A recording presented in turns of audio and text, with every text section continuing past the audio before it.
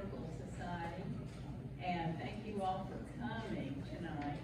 I'm starting a little bit early for our business meeting, so 10 after 6:10, I guess, when I'm gonna call it together. And, cause I think most people are already here. And, let's see, this is just for the members. We have to have a vote to approve the minutes for the July 8th membership meeting, and most of the members have gotten this already. All the documents that you see in your agenda. So do I hear a motion from one of the members, one of the LHS members, to approve the minutes of the July 8th meeting? Do I hear a motion? I'll make a motion. All right, Derek makes the motion. Do I hear a second? Second. Okay, Richard, what's your last name, Richard? Don't ask me about it, I can't think of anything when I'm up here. Richard Ma made the, second. All in favor say aye. Aye. All opposed, likewise. All right, so unanimous approval of the minutes, and thank you so much, Mary Armitage. She's our assistant secretary. She's taken the minutes tonight in the absence of Joyce Walker, our secretary, who is laid up this week. Let's see. Now we have all those. Well, the treasurer's report. Any questions on the August treasurer's report? Any questions on any of these other reports? We have 8 committees that are we're starting up again. That some of them were inactive, and now we're getting more volunteers, and we really appreciate it. I'll go through real briefly the Nissen House project report, the Nissen House business report. Even though the historic Nissen House, which is right behind the town annex over there, and we run it as a venue, or we don't run it anymore. We actually recently sold it to the historic Nissen House board and created a non-profit board, and they are running it now as a venue. Plus, they're going to open it up as a resource history center, and they're going to have history resources for Louisville and the area. So it's going to be open regular hours. We'll be letting you know about that as we go along. And we're just going to hire or start our new halftime manager for the historic Nissen House. So we're very excited about that too. But we're partners. The Historic Nissen House Board and the LHS Historical Society. We share volunteers, we share the same mission, similar missions, and that the only difference is they have a venue, a place to meet and so forth, and the Historical Society doesn't. But and we don't own the place where we meet. Okay, and then we also have the Forsyth County 250th American Revolution Commemoration Committee. We had a report on that, and also we have the Sales Committee report, the Preservation Committee report, the Community Service Committee report, Archives Committee, Historical Marker Committee, Oral History Project Committee, and the Internet Committee. And phew, that's a lot to say. But we do have, if you're interested in helping, we have sign-up sheets over there. But I'll go on with what I'm doing here. All the LHS members, if there are no questions on those reports, do I hear a motion to accept the treasurer's reports and all the other committee reports? Do I hear a motion to accept? We're not approving, we're accepting. Okay, Kathy, Ewalt made the motion, and do I hear a second? Second. All right, Richard is our person doing the seconds tonight, Richard Monk, okay? All in favor, say aye. Aye. All opposed likewise, so that's a unanimous, acceptance of the reports. Okay, thank you very much.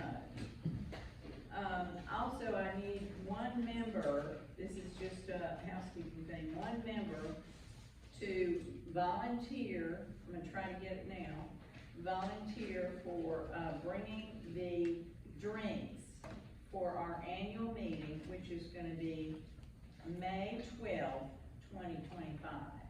May 12th, 2025 is a Monday. We always have our annual meeting in May, and it's a potluck. This is just for members. Do I hear a member, does anybody wanna volunteer just to bring the, drinks for that? Cause we already have a potluck plan. Does anybody wanna do that? That's May 12th. I'll do it. Chris? All right, thank you, Chris. So Chris Watson, our assistant treasurer, will bring the drinks for May 12th. May 12th, 2025. All right, thank you, Chris. Let's see. I do wanna announce, we're in the announcement section unless somebody has, a business item. We're gonna announce, and this is for everybody, we have a wonderful show over at the Louisville Library, and we just put this up, I think it was Friday, and, anyway, it was sometime last week. And, it's Revolutionary War framed picture display in the auditorium. And these are wonderful, pictures with narration. And you can go go to the library, and there's 14 of them, and they're all on the Revolutionary War era.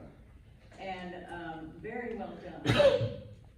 Now, when you go to the library, you go to the staff, first make sure there's nothing going on in the auditorium, no program. Then, if there's nothing going on, then you can ask the staff to let you in to look at the art show. And the art show, which will be these framed pictures with narration. So, plan to spend a little time to read some of those. They've done some really good research. Some things we just don't know that much about. But it's local history as well as, national, or 13 colonies, national, revolution, yes. I remember speaking, but I happened to be at the Louisville Library Saturday for a craft thing they were having in the afternoon, so I was in that room, and I couldn't keep my eyes off, so and I asked her, and then she said she showed the sign that y'all had done it. I didn't get a chance to finish, but I will. It was pretty, Yeah. They're just beautifully hung and framed anyway. Yes, I think they're wonderful, and we didn't do it, it was a donation of, these framed pictures and, replica weapons. Yeah. We have, like 4 muskets and, 2 swords and like 6 pistols from that era. And we're gonna put them on display at the Louisville Library next month in the display case. But, the pictures are in the auditorium for 2 months, actually through, I think it's November 6th is the end. And, so do drop by and see that, it's very interesting. And the donors were Jerry and Kathy Chapman, who own the West End Bar and Venue. And they had these things made. He's a historian, he likes history, and he did a lot of research and designed them, and he got them framed, and we're so glad we're beneficiaries of this, and we will be making displays in the area. So, do go by the library, and it'll be up for 2 months, and in October, we'll have the replica weapons in one of the display cases in the foyer, front foyer at the, Louisville Library. So I wanted to tell you about that. And I do want to thank those folks that helped us document this wonderful donation. And that was, we worked about 2 hours, I think, just to do the 22 framed pictures. We're gonna switch some of them out at the end of September, because we couldn't put all of them up there. So, some will be switched out at the end of September, so October will be just a little different. So I wanna thank Kathy Ewalt, Skip Pickett, and Greg Walker. I don't think they're here today, except for Kathy. Sorry. Yes, I'm not good at these. go ahead. You know, you do know that early voting's in that room almost, you know, all October. Yes. So people won't really be able just to go in and look, but you'll have lots of voters, I guess.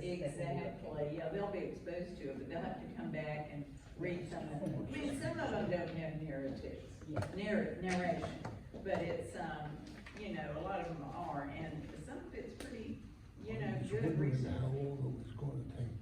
And also, go in September, I do wanna note this, in both of the display cases in the front, actually it's the back foyer, but it's the foyer of the library that's off you come in off the, parking lot. And both display cases have Constitution history, because it's Constitution Month this month. And it kinda goes along with our display on the Revolutionary War. So do avail yourself of that display at the Louisville Library. Okay, and then we just need volunteers if you're interested in doing historical things. We have a sign-up sheet for our 8 committees for the Louisville Historical Society. And also we have sign-ups for, the Historic Missing House, if you're interested in helping. There's several, committees, the program committee and the property committee. There's all kinds of committees that you can help your community out and get on a committee. And if you like history, there's some good opportunities, and meet other people. Okay, also, before we go, I wanted to ask Kathy if we have a winner yet. Does anybody else need to buy a raffle ticket? Does anybody want a raffle ticket? And we're giving away the Shallow Ford by G. Galloway Reynolds, and it is his, quintessential talk about how he and the Louisville Civic Club found the location of the Shallow Ford after it had been, not used for years, and they had to do research to find it. And then they went across it, and it's just a wonderful story of how they discovered it and how they, just discovered markers there. The DAR had a mark, I think, a marker at least on both sides of the Shallow Ford. And if you don't know what the Shallow Ford is, it's the fording place in the river that the Great Wagon Road came across. And the Great Wagon Road came right through Louisville, and that was the link in the Great Wagon Road, which went from, Philadelphia, Pennsylvania, all the way down to Augusta, Georgia, in the frontier times. And it was active all the way up until the first bridge, which I think was built in about 1921, some of you all might know. But, I get it mixed up with, other things going on, but I think it's at 1921. And then but they used it all the way, even when, you know, having their, Model T Fords would have to get on the, you know, when the river was down, or they would use, I think there was a, ferry near there, but not right at the ford. Okay, so that's an exciting story. Do you have a winner? I haven't picked yet. I want someone to pick for me. Who would like to pick for Kathy? How about, I don't think I've Adam, ever our heard guest speakers?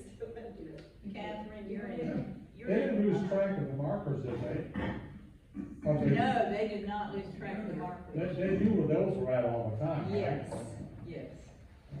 And, well, you know, they had to kind of discover them, yeah. Okay, you want me to read the number? Yeah, go ahead. Okay, and the winner this evening is 9630433.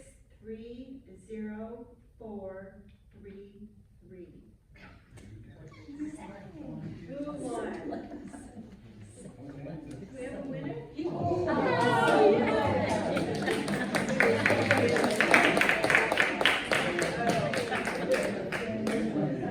What is your name? You want to put it? His name's Odin.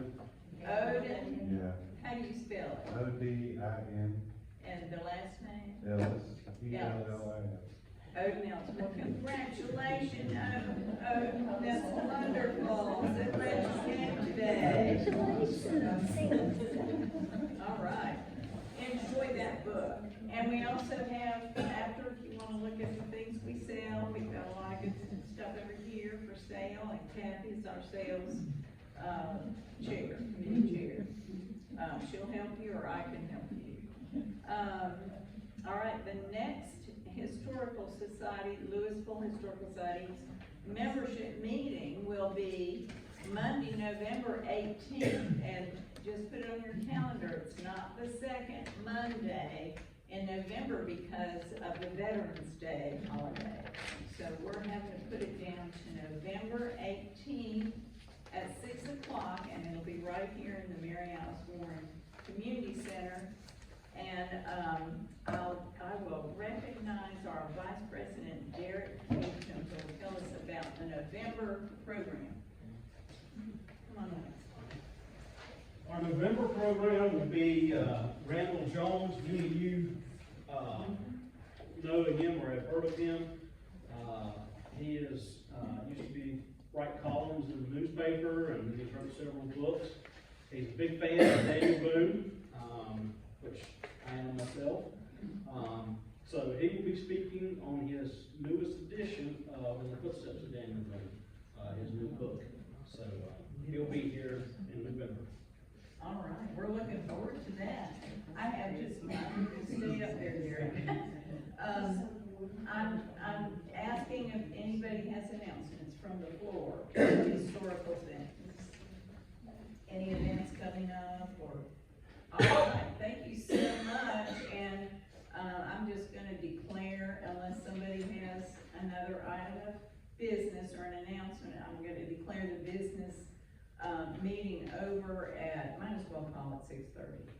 And, this is, Derek, our, Vice President and Program Committee Chair, and he's going to introduce our program speakers tonight. Once again, welcome. It is my pleasure to introduce to you three outstanding ladies. Ms. Catherine Knapp Watts, Vice President for Strategic Initiatives at Salem Academy and College. Martha Manning, a former trustee and president of the Salem Academy Alumni Association. Virginia Hart, former alumni director for Salem Academy. All three graduates of Salem Academy and College, is that correct? They will be presenting a tale of two journeys, a story of 18 single sisters and older girls, and two men who made the trip to the Pennsylvania backcountry to the frontier of North Carolina, on foot and by wagon in 1766. A 500-mile journey these three women reenacted about 255 years later on foot. I invite you to sit back and think about the sights and sounds, the trials and tribulations these tough women went through on both their journeys. So I give to you Ms. Catherine Watts, Martha Manning, and Virginia Hart.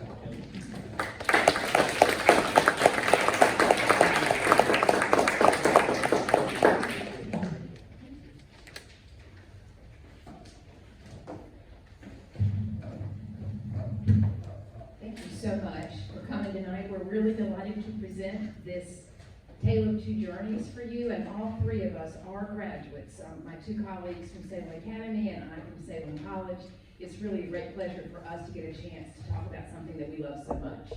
You may or may not know that Salem Academy and College founded in 1772, is the oldest school for girls and women in the nation. It's in fact older than the United States because our Moravian ancestors had the revolutionary idea before the Revolutionary War that their daughters deserved the same education as their sons. Today, we're going to tell you a bit about the 250th anniversary celebration of Salem Academy and College, which happened in 2021 and 2022.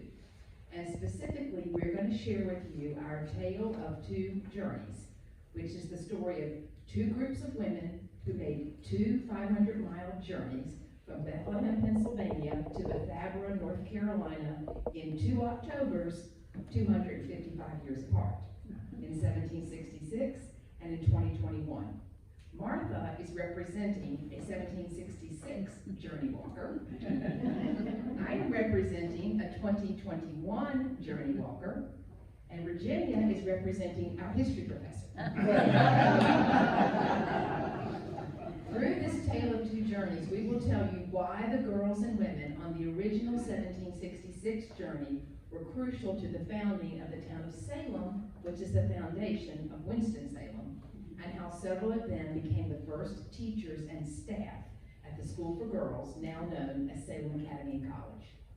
Today, we are all the beneficiaries of their legacy and of the Moravians who for centuries placed a high value on education, and on education for all, the lowborn as well as the highborn, the girls as well as the boys. A member of the Brethren in the early 1600s, John Amos Comenius, known as the father of modern education, taught that women and men were intellectual and spiritual equals. He famously said, "Why then should we dismiss women with the ABCs and drive them away from books? Are we afraid of their meddling?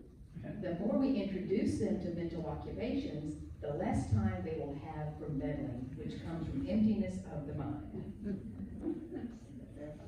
The book, Less Time for Meddling, A History of Salem Academy and College, was written and published by Frances Griffin in 1979.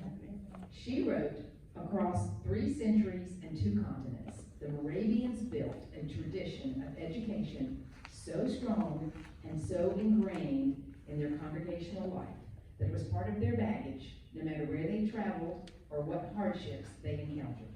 Virginia will set the stage for our story of travel, hardships, and baggage by providing historical context.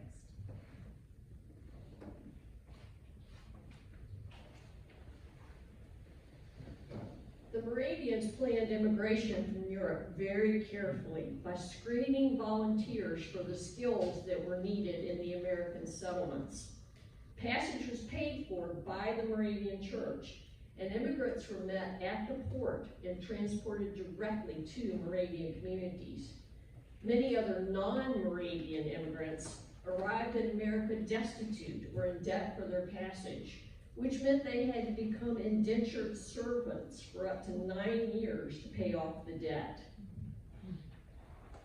Moravians were drawn to America for mission work to Native Americans, and for the reasons that drew other immigrants from Europe: religious freedom and cheap and abundant land. They established the town of Bethlehem, Pennsylvania in 1741, and it thrived. North Carolina was attractive to the Moravians because land prices were rising in Pennsylvania, and North Carolina was sparsely settled.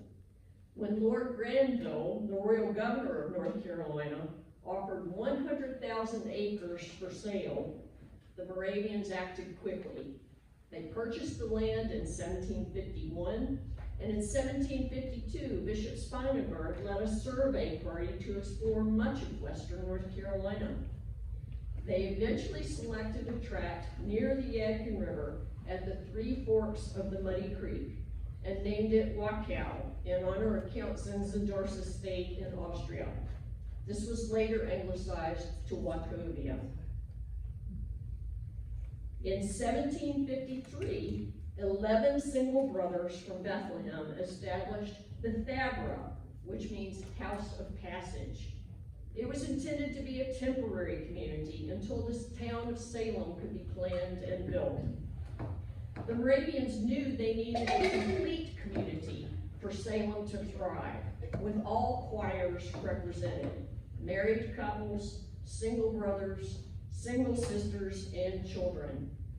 In 1766, as the first trees were felled in Salem to begin building the town here, the community in Bethlehem carefully selected a group of older girls and single sisters to make the arduous journey to North Carolina, leaving their homes forever to start a new life and a new community in the wilderness of North Carolina. Martha will pick up the story here.